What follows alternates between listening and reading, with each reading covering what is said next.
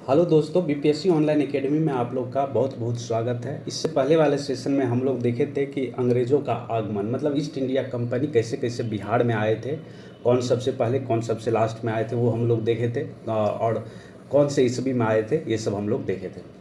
अब यहाँ से हम लोग देखने वाले हैं बिहार के कुछ प्रमुख जनजातीय विद्रोह जो कि यहाँ के कुछ व्यक्ति उससे संबंधित रहे, या तो बिहार का ऐसा कोई पार्ट जहाँ पे वो विद्रोह हुआ था, तो उसके ईयर, क्षेत्र और कौन नेतृत्व किए थे उसके बारे में हम लोग चर्चा करेंगे। ठीक है, तो आई होप कि पिछला वाला सेशन आप लोग को अच्छा लगा होगा।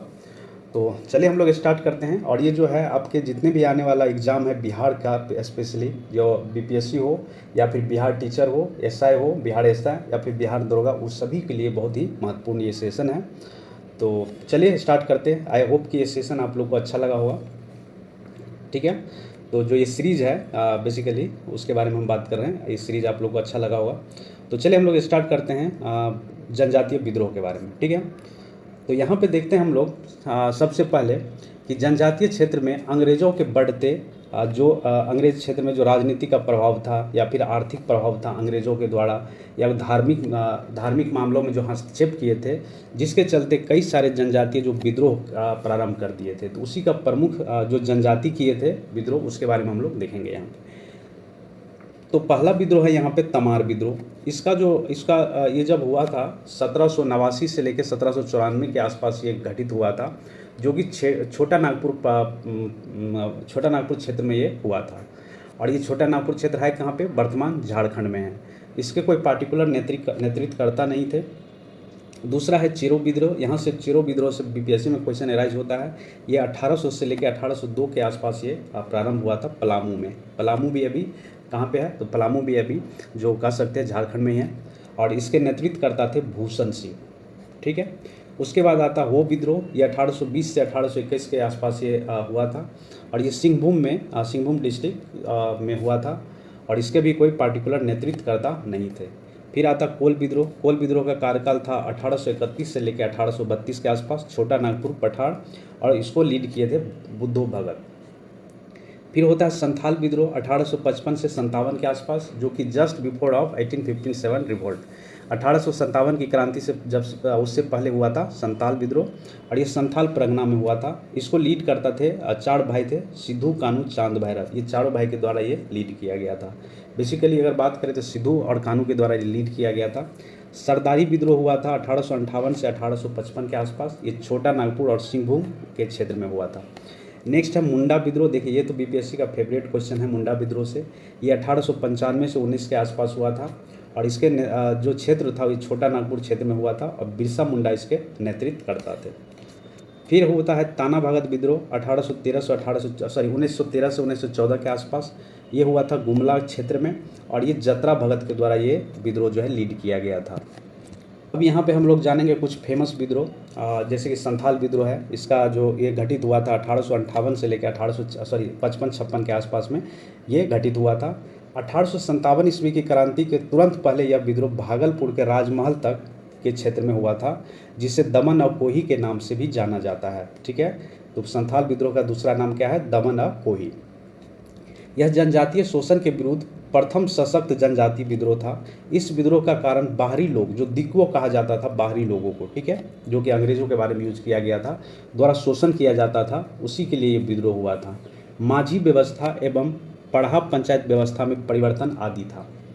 इस विद्रोह का नेतृत्व किए थे सिद्धू, कानू, चांद एवं भैरव, चारों भाई थे। इन्हीं के द्वारा ये लीड किया गया था। यह विद्रोह असफल रहा, लेकिन परिणाम स्वरूप संथाल परगना काश्तकारी अधिनियम 1869 संथाल परगना एवं माझी व्यवस्था को मान्यता दी गई थी। ठीक है, दूसरा महत्वपूर्ण विद्रोह है मुंडा विद्रोह। यहाँ से बीपीएससी क्वेश्चन एराइज करता है। तो ये 1895 से 1900 ईस्वी के आसपास ये हुआ था। यह जनजातीय विद्रोह में सबसे सशक्त जनजातीय विद्रोह था। विद्रोह की व्यापकता के कारण इसे उल गुलाम विद्रोह के नाम से भी हम लोग जानते हैं। इस विद्रोह का कारण दिक्कुओं का शोषण, दिक्कुओं मतलब बाहरी लोगों के द्वारा शोषण किया जा रहा था, उसी शोषण के विरुद्ध ये मुंडा विद्रोह हुआ था। और यहाँ पे कौन सा व्यवस्था में परिवर्तन करना था? खुटकट्टी व्यवस्था में परिवर्तन तथा धार्मिक मामलों में हस्तक्षेप आदि का मेन कारण था मुंडा विद्रोह होना। इस विद्रोह के नेतृत्व करता थे बिरसा मुंडा, और इन्होंने आनंद पांडे से वैष्णव धर्म की दीक्षा ली थी। ये भी पूछा जाता है कि बिरसा मुंडा ने जो है वो किस से वैष्णव धर्म की दीक्षा प्राप्त किया था, तो वो थे आनंद पांडे। उन्होंने स्वयं को सिंह बोगा का अवतार बताया। उन्हें आचरण शुद्धता, आत्मा सुधार एवं एकेश्वरवाद का उपदेश दिया था। आगे है, इस विद्रोह का तीव्र रूप 1899 में देखा गया, जब कई स्थानों पर अंग्रेज को हराया गया था। 3 फरवरी 1990 को बिरसा मुंडा को गिरफ्तार कर लिया गया था। ये भी पूछा गया है, बीपीएससी का एक क्वेश्चन है, बिरसा मुंडा को कब गिरफ्तार किया गया था जंगलों से, तो 3 फरवरी 1900 में। और उसके बाद 9 जून 1900 ईस्वी को हैजा के कारण इसकी मृत्यु हो जाती है जेल के अंदर ही।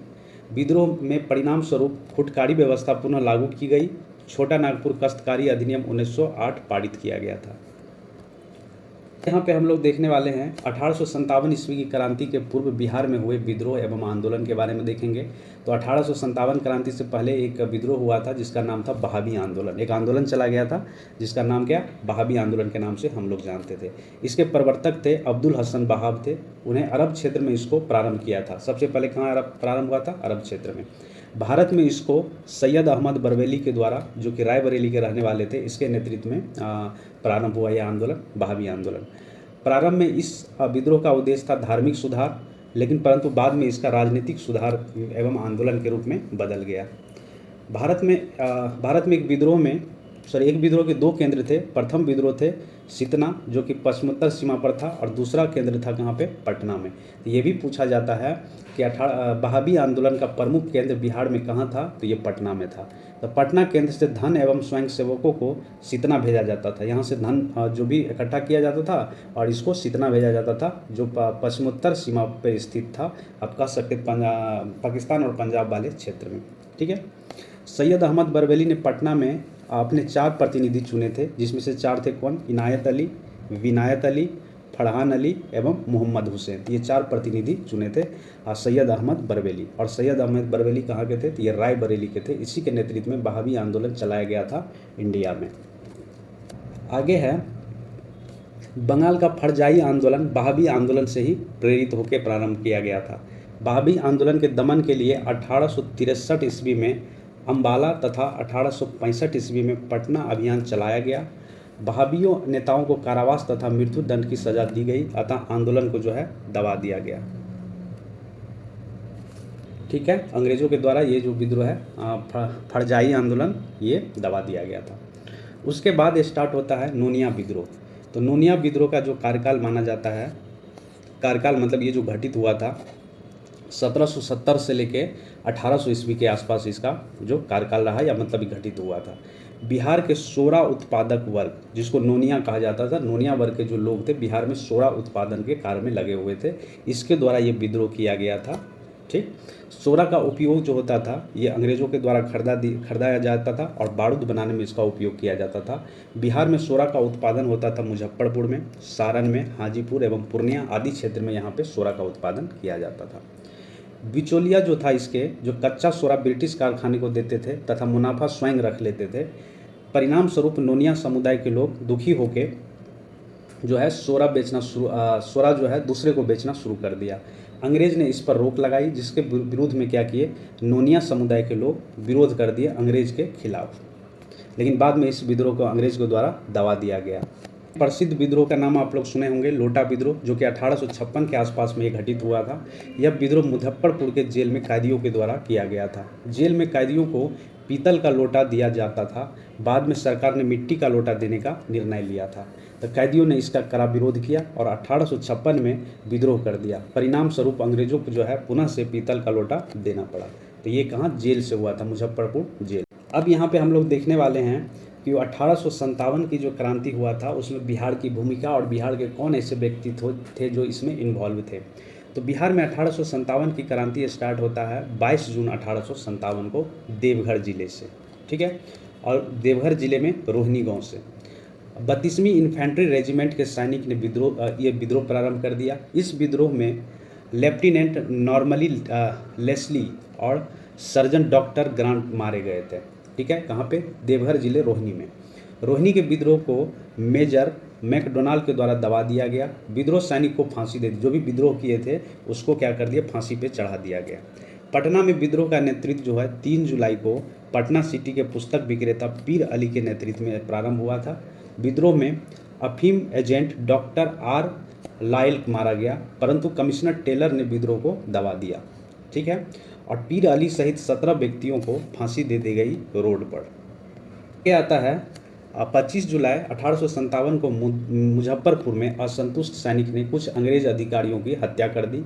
उसी दिन दानापुर में 3 रेजिमेंट के सैनिकों ने भी विद्रोह प्रारंभ कर दिया। सैनिकों ने शाहबाद जिले में प्रवेश कर जगदीशपुर के जमींदार जो थे बाबू कुंवर सिंह से मिलकर विद्रोह को प्रारंभ किया।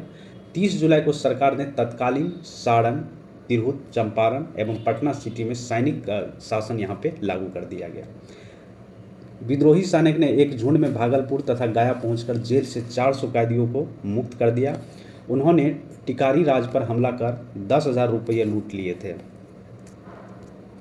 आगे है जगदीशपुर के जमींदार बाबू कुंवर सिंह ने बिहार में हुए 1857 की क्रांति को नेतृत्व प्रदान किए थे। उन्होंने कमिश्नर टेलर ने पटना में भेंट के लिए निमंत्रण दिया था, मगर मौलवी अहमदुल्ला के साथ हुए विश्वासघात को समझते हुए उन्होंने 4,000 सैनिकों के साथ विद्रोह प्रारंभ कर दिया और वहाँ पे बाबू कुंवर सिंह जो है वो कमिश्नर से मिलने नहीं गए थे। उन्होंने जगदीशपुर में बंदूक एवं गोला बारूद बनाने का कारखाना स्थापित किया और 27 जुलाई 1857 को आरा पर अधिकार कर लिया। आगे है आरा में हुए संघर्ष में कैप्टन डनवर मारा गया, लेकिन कुंवर सिंह को आरा छोड़ना पड़ा। वे रीवा और बंदा के रास्ते लखनऊ पहुंचे और उन्हें अवध के शाह ने आजमगढ़ जिला का फरमान दिया। दिसंबर 1857 में कुंवर सिंह ने नाना साहब के साथ मिलकर कानपुर में अंग्रेजों के साथ युद्ध किया। उन्होंने आजमगढ़ में भी अंग्रेजों को पराजित किया और 23 अप्रैल 1858 को कैप्टन ली ग्रांडे के नेतृत्व में आई ब्रिटिश सैनिक की एक टुकड़ी ने कुंवर सिंह को बुरी तरह से पराजित किया। कुंवर सिंह ने उसको बुरी तरह पराजित किया। फिर उसके बाद शिवराजपुर घाट जो गंगा नदी का घाट है, इसको पार करने के क्रम में सेनापति जो थे डगलस, जो कि अंग्रेज का सेनापति थे, गोली मारकर कुंवर सिंह का बायां हाथ को घायल कर दिया। उन्होंने अपना बायां हाथ काटकर गंगा में प्रवाहित करते हुए कहा, हे गंगा मैया, आपके प्यारे की यह अंकिचन भेंट स्वीकार करो। ठीक है, ये कह के फिर वहाँ से चले गए और 26 अप्रैल 1858 को कुंवर सिंह की मृत्यु हो जाती है। ये डेट आप याद रखिएगा, 26 अप्रैल 1858 को कुंवर सिंह की मृत्यु हो जाती है। कुंवर सिंह की मृत्यु हो जाती है तो इस विद्रोह का नेतृत्व उसके छोटे भाई अमर सिंह इस आंदोलन को नेतृत्व जो है संभाला, जबकि दूसरे भाई हरिकिशन सिंह ने उसको पूर्ण सहयोग दिया। अमर सिंह ने कैमूर की पहाड़ियों में मोर्चाबंदी कर सरकार के विरुद्ध संघर्ष जारी रखा और नवंबर 1858 ईस्वी तक अंग्रेज अधिकार पुनः स्थापित हो गया। विद्रोहियों ने हथियार डाल दिए। महारानी विक्टोरिया ने क्षमादान की घोषणा की, परंतु अमर सिंह आदि को दंडित किया गया। ठीक है, इसमें अमर सिंह को भी दंडित किया गया था। तो हम लोग देखेंगे कांग्रेस की स्थापना के टाइम का बिहार, इससे कौन कौन से व्यक्ति संबंधित थे और कौन कौन से ऐसा जगह था जो राष्ट्रीय इंडियन नेशनल कांग्रेस से संबंधित थे। तो देखिए 28 दिसंबर 1885 ईस्वी को एक संस्था का स्थापना होता है बम्बई में और जिसका नाम होता है इंडियन नेशनल कांग्रेस। ठीक है, तो जो कि पहला मीटिंग आयोजित किया जाता है गोकुल दास संस्कृत महाविद्यालय में और ये स्थापना किया गया था किसके द्वारा? A.O. ह्यूम के द्वारा स्थापना किया गया था। ठीक है, प्रथम अधिवेशन की अध्यक्षता किया गया था W.C. बनर्जी के द्वारा। इस अधिवेशन में कुल 72 प्रतिनिधि ने भाग लिया था, लेकिन बिहार से कोई प्रतिनिधि शामिल नहीं हुआ था पहला अधिवेशन में, ये एकदम याद रखिएगा। कांग्रेस के दूसरे अधिवेशन में बिहार से 31 प्रतिनिधि ने भाग लिया था। अब हमको ये बताइएगा कि कांग्रेस के दूसरे अधिवेशन कहाँ पर आयोजित किया गया था। ठीक है, चलिए बता ही देते हैं। ये कलकत्ता में आयोजित किया गया था, क्योंकि यहाँ से कलकत्ता नज़दीक भी है बिहार से, तो यहाँ से बिहार से 31 प्रतिनिधि भाग लिए थे दूसरे वाले कांग्रेस अधिवेशन में। अब हम लोग यहाँ पे देखेंगे कि बिहार में हुए कांग्रेस का अधिवेशन। तो देखिए 3 अधिवेशन बिहार में हुआ था। उस टाइम में बिहार झारखंड एक ही था, तो इसीलिए 3 कह दिया, लेकिन अगर वर्तमान दृष्टि से देखें हम लोग तो 2 ही अधिवेशन बिहार में हुआ है अभी वर्तमान की तरह से देखें तो। लेकिन वैसे देखें तो टोटल 3 अधिवेशन बिहार में हुआ था। 27वां अधिवेशन हुआ था और 1912 में ये आयोजित किया गया था बांकीपुर पटना में, जिसके अध्यक्ष थे R.N. माधोलकर। उसके बाद 37वां अधिवेशन होता है 1922 में, ये गया में किया जाता है और यहाँ पे CR दास इसके प्रेसिडेंट होते हैं। 54वां अधिवेशन 1940 में होता है, ये रामगढ़ झारखंड में होता है और इसके अध्यक्षता था किसके हाथ में, ये मौलाना अब्दुल कलाम आज़ाद के हाथ में था। ठीक है, तो 1912, 1922 एवं 1940 ये 3 वो याद रखिएगा। 27वां और 37वां और 54वां ये 3 अधिवेशन जो है बिहार में आयोजित किया गया था। यहाँ पे हम लोग देखने वाले हैं बंग भंग स्वदेशी आंदोलन और बिहार, इसमें क्या भूमिका रही है बिहार का। तो बंगाल विभाजन की घोषणा किया गया था कब, 20 जुलाई 1905 ईस्वी को तत्कालीन वायसराय लॉर्ड कर्जन के द्वारा ये घोषणा किया गया। 16 अक्टूबर 1905 को यह प्रभावी हो गया। विभाजन के विरोध में संपूर्ण देश में बंग भंग विरोधी आंदोलन प्रारंभ हुआ।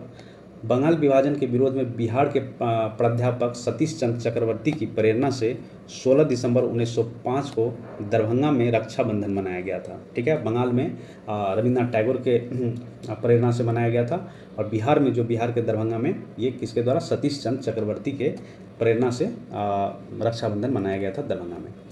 विरोध को सशक्त बनाने के लिए बिहार स्टूडेंट कॉन्फ्रेंस की स्थापना की गई थी 1906 ईस्वी में। बंगाल विभाजन को 1911 में रद्द करना पड़ा, दिल्ली दरबार जब आयोजित किया गया था 1911 में तब। यहाँ पे है मुजफ्फरपुर बम कांड क्या है, जो 1908 में हुआ था।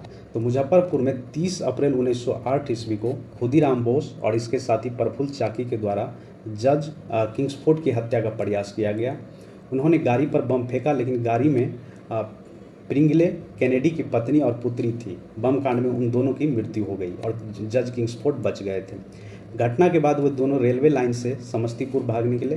प्रफुल्ल चाकी ने गिरफ्तारी से बचने के लिए आत्महत्या कर ली, लेकिन खुदीराम बोस ने पूसा में पकड़े गए।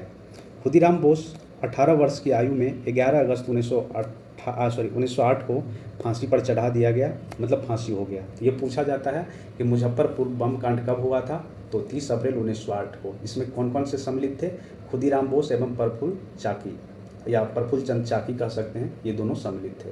तो खुदीराम बोस जो है, इनको फांसी पर चढ़ा गया था 11 अगस्त 1908 को फांसी पर चढ़ा दिया गया था। अब यहाँ पे हम लोग देखेंगे होम रूल आंदोलन जब 1916 में चलाया गया था तिलक और एनी बेसेंट के द्वारा, तो उस टाइम में बिहार में क्या चल रहा था वो हम लोग यहाँ पे देखेंगे। 1916 ईस्वी में एनी बेसेंट के नेतृत्व में मद्रास में तथा बाल गंगाधर तिलक के नेतृत्व में पूना में होम रूल लीग की स्थापना हुई। बिहार में 16 दिसंबर 1916 को मौलाना मजरुल हक की अध्यक्षता में होम रूल लीग की शाखा की स्थापना की गई बिहार में। खान बहादुर, सरफराज हुसैन खान एवं राय बहादुर, पूर्णेंदु नारायण सिंह अध्यक्ष तथा चंद्रवंशी शाह एवं बैद्यनाथ नारायण सिंह सचिव बने थे इस होम रूल लीग के। श्रीमती एनी बेसेंट पहली बार 18 अप्रैल 1918 को और दूसरी बार 25 जुलाई 1918 को पटना आई थी। उन्होंने होम रूल के विचार से सबको अवगत कराया। इस आंदोलन का उद्देश्य ब्रिटिश साम्राज्य के अधीन रहते हुए संविधान तरीके से स्वशासन को प्राप्त करना मेन उद्देश्य था होम रूल आंदोलन का। 16 के बाद 1917 आता है और उसी टाइम में होता है क्या, चंपारण सत्याग्रह। चंपारण के किसान के लिए 3 कठिया प्रणाली प्रचलित थी। इसके तहत किसानों को प्रत्येक 20 कट्ठे में से 3 कट्ठे में नील की खेती करना अनिवार्य था। किसानों ने काफ़ी आक्रोश था, क्योंकि नील की फसल भूमि को बंजर बना रही थी। वह आर्थिक रूप से शोषण भी हो रहा था उन लोगों का। तो 1916 में कांग्रेस के लखनऊ अधिवेशन में मुरली भरहरवा गांव के निवासी राजकुमार शुक्ल ने इस समस्या पर कांग्रेस नेतृत्व का ध्यान आकर्षित किया और ब्रजकिशोर प्रसाद के द्वारा एक प्रस्ताव पारित किया गया ये लखनऊ अधिवेशन में। राजकुमार शुक्ला ने गांधी जी को बिहार आकर किसानों को समस्या सुनने के लिए आमंत्रित किया था। तो ये भी क्वेश्चन पूछा जाता है कि किसके कहने पर गांधी जी चंपारण गए थे, तो ये राजकुमार शुक्ल के कहने पर। गांधी जी कलकत्ता से 10 अप्रैल 1917 को पटना पहुंचे और 15 अप्रैल 1917 को वो चंपारण मोतिहारी पहुंचे। उन्होंने प्लांटर्स एसोसिएशन के सचिव JM विल्सन से जांच कार्य में सहयोग करने का अनुरोध किया। उसके बाद क्या होता है कि चंपारण के जिला मजिस्ट्रेट उस टाइम में हुआ करते थे WJ हाईकॉक ने 16 अप्रैल 1917 ईस्वी को गांधी जी के चंपारण छोड़ने संबंधी अधिसूचना जारी कर दिया था और 144 धारा उल्लंघन करने के आरोप में गिरफ्तार कर लिया गया। बाद में उन्हें 21 अप्रैल 1917 को जो है उन्हें रिहा कर दिया गया। गांधी जी ने स्वतंत्र जांच कर 13 अप्रैल 1917 को अपनी जांच रिपोर्ट बिहार उड़ीसा के मुख्य सचिव को सौंप दी गई। फिर उसके बाद परिणाम स्वरूप कृषकों की स्थिति की जांच के लिए चंपारण एग्रीरियन समिति का गठन किया गया। इस समिति के अध्यक्ष मध्य प्रदेश के आयुक्त FG सप्लाई थे तथा महात्मा गांधी भी थे, LC अदामी थे, राजा हरिहर प्रसाद थे और नारायण सिंह थे और DJ रीड एवं G रैनी इसके अन्य सदस्य भी थे। नेक्स्ट है कि समिति ने इस रिपोर्ट की 3 कठिया प्रणाली समाप्त करने की अनुशंसा की। इस प्रकार गांधी जी का भारत में प्रथम सत्याग्रह का सफल यहाँ पे रहा चंपारण में। चंपारण सत्याग्रह में गांधी जी के प्रमुख सहयोगी कौन कौन थे? तो ये डॉक्टर राजेंद्र प्रसाद थे, ब्रजकिशोर प्रसाद थे, अनुग्रह नारायण सिंह थे, रणधीर थे, उसके बाद मजरुल हक थे, राजकुमार शुक्ल जी थे और नामनबी प्रसाद थे और शंभू शरण थे। चंपारण सत्याग्रह गांधी जी द्वारा भारत में चलाया गया ये प्रथम सत्याग्रह था। चंपारण सत्याग्रह से प्रेरित होकर जून 1919 ईस्वी में मधुबनी जिले के किसान ने स्वामी विद्यानंद के नेतृत्व में दरभंगा राज के विरुद्ध भी यह आंदोलन प्रारंभ किया था। हम लोग बात करेंगे किसान सभा के बारे में। तो 1922-23 में मुंगेर में शाह मोहम्मद जुबैर की अध्यक्षता में किसान सभा का गठन हुआ। ये याद रखिएगा, ये भी पूछता है अक्सर BPSC ये पूछा जाता है कि मुंगेर में किसके अध्यक्षता में किसान सभा का आयोजन हुआ था? तो ये था शाह मोहम्मद जुबैर की अध्यक्षता में। श्री कृष्ण सिंह जो थे इनके उपाध्यक्ष बने थे और सिद्धेश्वरी चौधरी एवं नंद किशोर सिंह इसके सचिव के तौर पर अपॉइंट किए गए थे। आगे है कि 1928 ईस्वी में स्वामी सहजानंद सरस्वती ने बिहटा पटना में औपचारिक किसान सभा की स्थापना की और नवंबर 1929 ईस्वी में सोनपुर मेले में स्वामी सहजानंद सरस्वती की अध्यक्षता में विधिवत प्रांतीय किसान सभा की स्थापना की गई। इसके सचिव श्री कृष्ण सिंह को बनाया गया था। बिहार किसान आंदोलन में कार्यानंद शर्मा, राहुल शंकरयानंद, पंचानंद शर्मा एवं यदुनंद शर्मा आदि नेता शामिल थे। बिहार प्रांतीय किसान सभा का दूसरा अधिवेशन जो है पुरुषोत्तम दास टंडन की अध्यक्षता में 1934 में हुआ और तीसरा अधिवेशन स्वामी सहजानंद सरस्वती की अध्यक्षता में 1935 में हाजीपुर में आयोजित हुआ था। ठीक है। नवंबर 1936 में कार्यानंद शर्मा के नेतृत्व में मुंगेर के बड़िया ताल में बिहार प्रांतीय किसान सभा के जमींदारी उत्पीड़न के विरुद्ध संघर्ष किया। उसके बाद 11 अप्रैल 1936 को लखनऊ में स्वामी सहजानंद की अध्यक्षता में अखिल भारतीय किसान सभा का गठन हुआ और इसके सचिव बनाया गया NG रंगा के। ये साउथ के किसान के नेता हुआ करते थे। किसान सभा का मुख्य उद्देश्य किसानों की समस्या को राष्ट्रीय स्तर पर लाना तथा उसका समाधान करना। तो बिहार प्रांतीय किसान का सभा सम्मेलन जो हुआ था, प्रथम सम्मेलन हुआ था सोनपुर में 1929 में, जिसके अध्यक्ष कौन थे? तो स्वामी सहजानंद सरस्वती। द्वितीय हुआ था गया में 1934 में, इसके कौन थे अध्यक्ष? तो पुरुषोत्तम दास टंडन जी थे। और तृतीय आयोजित किया गया था हाजीपुर में 1935 में और इसके अध्यक्ष थे स्वामी सहजानंद सरस्वती जी। प्रमुख किसान नेता है और उनके कार्यक्षेत्र के हम लोग बात करेंगे। तो यदुनंद जी शर्मा जी थे, ये गया क्षेत्र को लीड किए थे। यमुना कारी थे, ये दरभंगा और सारण डिस्ट्रिक्ट को लीड किए थे। राहुल शंकरयानंद ये थे सिवान से बेसिकली थे और ये कार्यानंद शर्मा मुंगेर बड़िया ताल के क्षेत्र को लीड किए हुए थे। आता है 1919-20 के आसपास खिलाफत आंदोलन का स्टार्ट हो जाता है। उस टाइम में बिहार की स्थिति क्या थी? तो यहाँ पे हम लोग देखते हैं प्रथम विश्व युद्ध के पश्चात, ठीक है, मित्र राष्ट्रों द्वारा तुर्की के खलीफा के साथ अपमानजनक शर्तों के विरोध में खिलाफत आंदोलन चलाया गया था, जो कि 1919 से लेकर 1923 तक चला था। ये नवंबर 1919 में पटना के हसन इमाम की अध्यक्षता में एक सभा आयोजित हुई। इसमें शांति समारोह के बहिष्कार का आह्वान किया।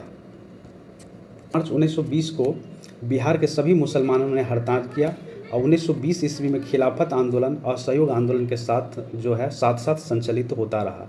लेकिन तुर्की में मुस्तफ़ा कमाल पाशा द्वारा 1924 में खलीफा पद को समाप्त कर देने के कारण खिलाफत आंदोलन जो है स्वतः निष्प्रभावी हो गए थे। फिर असहयोग आंदोलन और बिहार, इसमें देखते हैं इस टाइम में कैसा रहा था बिहार का जो दुर्दशा की बात करें तो सितंबर 1919 में लाला लाजपत राय की अध्यक्षता में कलकत्ता के विशेष अधिवेशन में गांधी जी के असहयोग आंदोलन का प्रस्ताव को स्वीकार किया गया था। कांग्रेस के नागपुर अधिवेशन जो कि आयोजित किया गया था 1920 में, इसे पूर्ण रूप से स्वीकृति दी। ये याद रखिएगा, असहयोग आंदोलन जो है कलकत्ता के जो अधिवेशन था उसमें प्रस्ताव को स्वीकार कर लिया गया, लेकिन पूर्ण स्वीकृति कब मिला? तो नागपुर अधिवेशन 1920 में इसको पूर्ण स्वीकृति दी गई। बिहार में इससे पूर्व बिहार प्रांतीय सम्मेलन के 12वें अधिवेशन भागलपुर में राजेंद्र प्रसाद की अध्यक्षता में असहयोग पर बल दिया गया। नवंबर 1920 ईस्वी में शाहाबाद के नशाबंदी आंदोलन शुरू किया गया।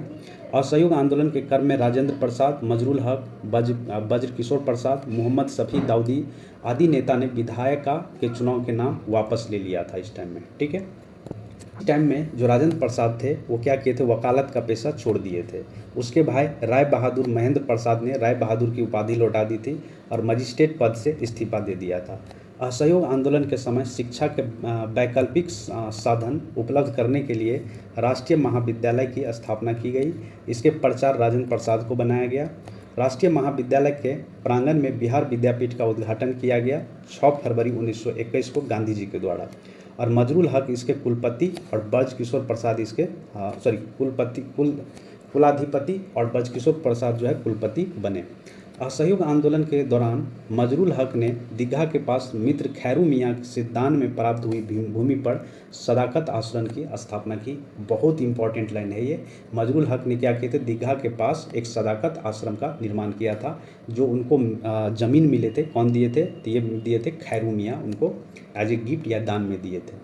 ठीक है, अब यहाँ पे क्या होता है, 30 सितंबर 1921 को मजरुल हक ने सदाकत आश्रम से द मदरलैंड नामक एक अखबार निकालना प्रारंभ किया, जिसमें राष्ट्रीय भावना का प्रचार प्रसार किया। 22 दिसंबर 1921 को युवराज प्रिंस ऑफ वेल्स का आगमन जो है पटना हुआ। उस दिन पटना शहर में हड़ताल आयोजित किया गया था। और 5 फरवरी 1922 ईस्वी को एक घटना हो जाता है। उस घटना का नाम है चौड़ी चौड़ा की घटना के बाद गांधी जी ने 12 फरवरी 1922 को असहयोग आंदोलन को जो है स्थगित करने का फैसला लिया। ब्रिटिश सरकार ने असहयोग के लिए मौलाना सज्जाद और इमारत शरिया संस्था का गठन फुलवाड़ी शरीफ में किया है।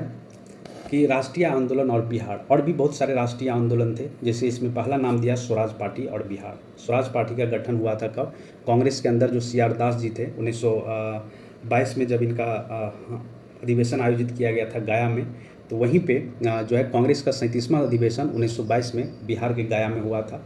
इसके अध्यक्ष थे CR दास, मतलब देश बंधु चित्तरंजन दास थे।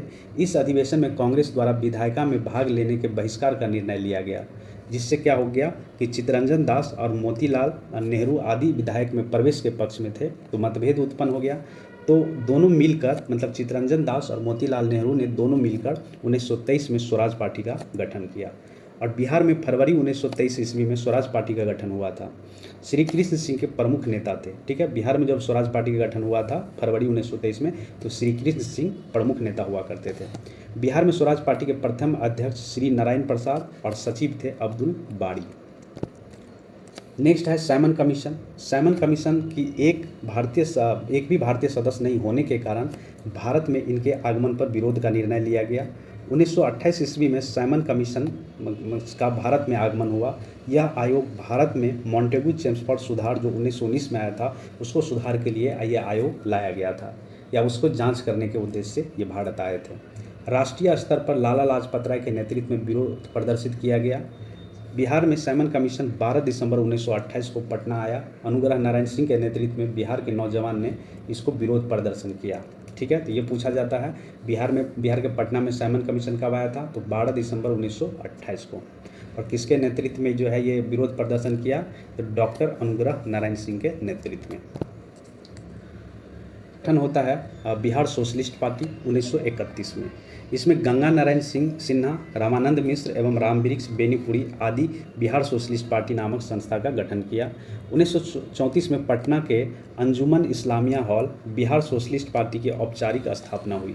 इसके अध्यक्ष जो बने श्री नरेंद्र देव को बनाया गया और सचिव बनाया गया जयप्रकाश नारायण को। इसके अन्य सदस्य में रामवृक्ष बेनीपुरी, गंगा नारायण सिन्हा एवं अब्दुल बारी और योगेंद्र शुक्ल ये सब शामिल थे। इस संगठन का मुख्य योगदान समाजवादी विचारों को बढ़ाने एवं किसान मजदूरों को संगठित करने का था। अब यहाँ पे एक आंदोलन और है जिसका नाम है सविनय अवज्ञा आंदोलन और बिहार। ठीक है, कांग्रेस के लाहौर अधिवेशन जो 1929 में आयोजित किया गया था, जिसमें पूर्ण स्वराज की मांग की बात की गई थी। ठीक है, तो सविनय अवज्ञा आंदोलन का प्रस्ताव पारित किया गया था यहाँ पर। तो इसमें क्या हुआ था कि प्रस्ताव के अनुरूप 26 जनवरी 1930 को बिहार सहित संपूर्ण भारत में स्वाधीनता दिवस उत्साहपूर्वक मनाया गया। गांधी जी ने 12 मार्च 1930 को दांडी यात्रा प्रारंभ की थी और 6 अप्रैल 1930 को दांडी में नमक कानून का उल्लंघन कर सत्याग्रह का प्रारंभ किया गया। यहाँ पर बिहार में नमक सत्याग्रह का आरंभ 15 अप्रैल को चंपारण और सारण जिले में नमकीन मिट्टी से नमक बनाकर किया गया। सविनय अवज्ञा आंदोलन के द्वारा बिहार में विदेशी वस्त्रों एवं शराब की दुकानों पर विद्रोह किया गया। मई 1929 में स्वदेशी गीत, तो मई 1930 में स्वदेशी लीग की स्थापना हुई, जिसका अध्यक्षता कौन किए थे, तो सर अली इमाम के द्वारा किया गया था। इस आंदोलन के दौरान छपरा जेल में कैदियों ने विदेशी वस्त्रों का बहिष्कार किया और नंगी हड़ताल भी किया। तो याद रखिएगा, यहाँ से पूछता लोटा विद्रोह कहाँ हुआ था, तो मुजफ्फरपुर में, और नंगी हड़ताल कहाँ पे हुआ था, तो ये छपरा के जेल में किया गया था कैदियों के द्वारा। आगे है कि सविनय अवज्ञा आंदोलन के दौरान बिहार में चौकीदारी कर बंद करने के लिए आंदोलन चलाया गया। सारण, चंपारण, शाहबाद, पूर्णिया, मुंगेर, पटना आदि में चौकीदारी कर बंद कर दिया गया। तो ये भी पिछले साल जो क्वेश्चन है पूछा गया है कि सविनय अवज्ञा के आंदोलन बिहार में कौन सा कर का जो बंद कर दिया गया या विरोध किया गया, तो वो कर थे चौकीदारी कर, आप लोगों को पता भी होगा। नेक्स्ट है 30 जून 1930 को कांग्रेस को अवैध संगठन घोषित कर दिया गया। ठीक है, 30 जून 1930 को कांग्रेस को एक अवैध संगठन घोषित कर दिया और 5 जुलाई को राजेंद्र प्रसाद को गिरफ्तार कर 6 माह की कैद सजा हुई। गिरफ्तारी के बाद राजेंद्र प्रसाद ने भागलपुर के दीप नारायण सिंह को अपना उत्तराधिकारी मनोनीत किया।